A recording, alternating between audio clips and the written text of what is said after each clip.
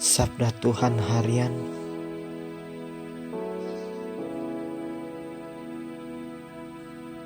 Sabtu 9 Januari 2021 dari Injil Yohanes bab 3 ayat 22 sampai 30. Yohanes dalam Injilnya hari ini mengisahkan tentang kebijaksanaan dan kerendahan hati dari Yohanes Pembaptis.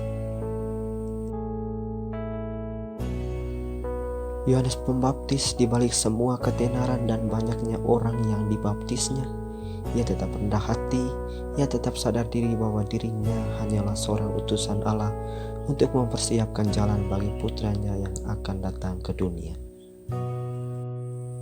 Ia tidak terprovokasi dengan banyaknya pujian dan penghargaan dari orang-orang yang telah dibaptisnya.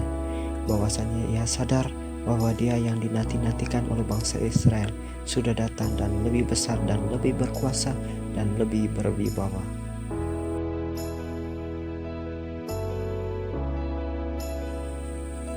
Dia harus semakin besar dan aku harus semakin kecil.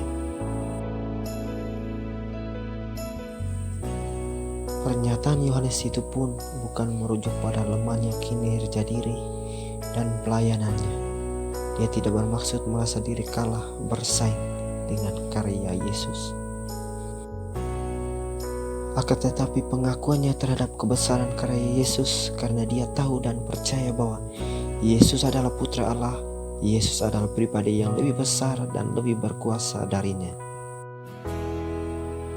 Yesus adalah Dia yang dipersiapkan jalan olehnya untuk datang ke dunia demi menyelamatkan umat manusia dari kuasa dosa. Yohanes tahu bahwa Yesus adalah pembaptis dan penghapus dosa yang sesungguhnya. Dia harus makin besar dan aku harus makin kecil. Di zaman milenial ini pun kita perlu meneladani semangat kerendahan hati dan kebijaksanaan dari Yohanes Pembaptis. Kita perlu sadar bahwa kedalaman pengetahuan dan produktivitas kerja tidak lagi dipandang dari segi siapa lebih tua, lebih berpengalaman atau lebih lama dalam bekerja.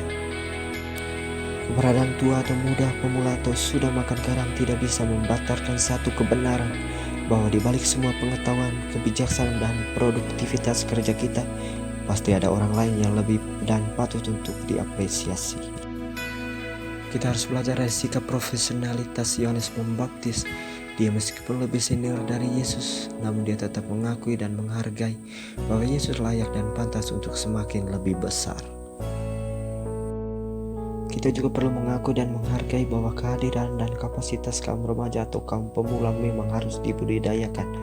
Kita harus bijaksana dalam memberi ruang dan kesempatan bagi mereka untuk bertumbuh dan berkembang. Pengakuan itu pun bukan berarti kita kalah, tapi kita sadar bahwa mereka mempunyai hak untuk dihargai dan didukung.